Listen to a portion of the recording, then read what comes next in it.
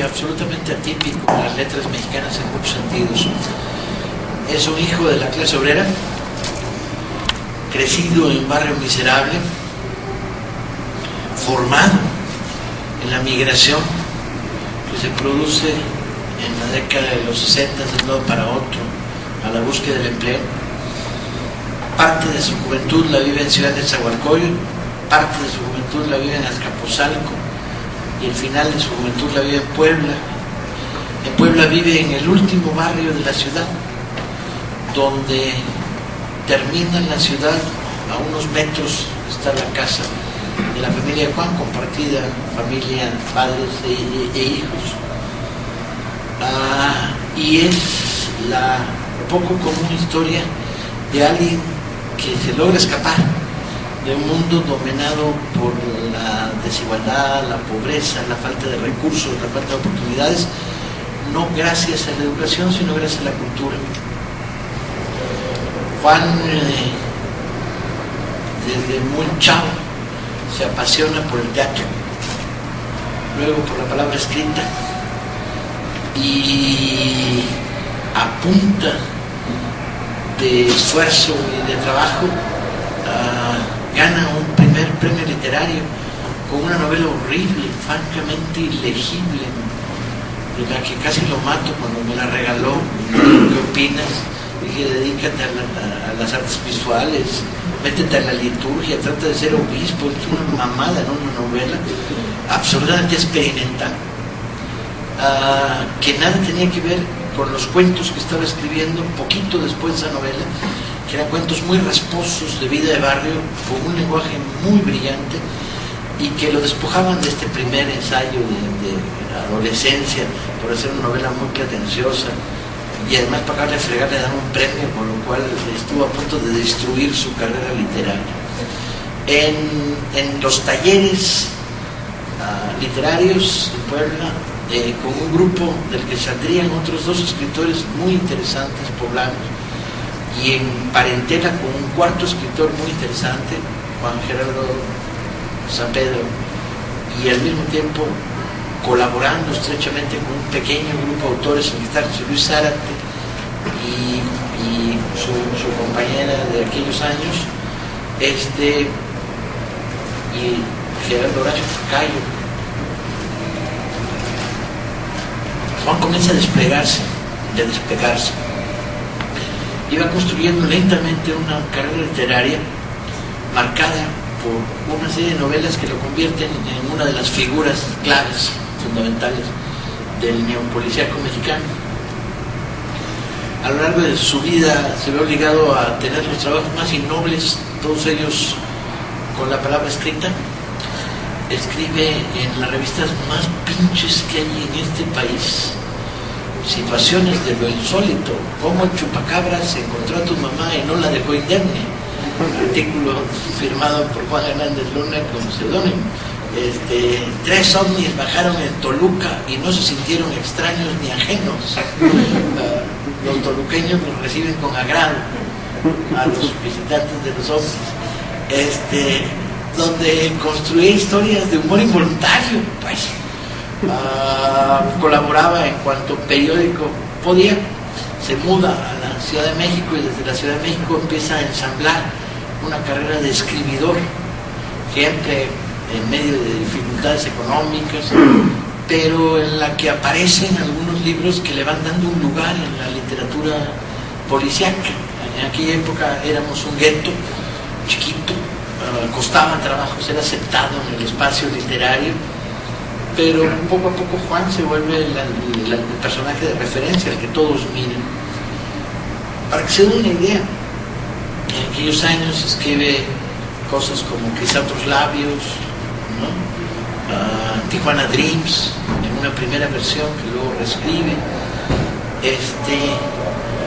Tampoco posteriormente las dos novelas barrocas de él, que a mí me parecen lo más interesante junto con Yodo, son posteriores. Y Quizá otros labios es un poco la muestra de hasta dónde podía llegar el primer Juan Hernández Luna, que a muchos de nosotros nos impacta. Para que se den una idea, espero no equivocarme, ahí me corrijan los lectores del Juan, yo revisé el manuscrito original.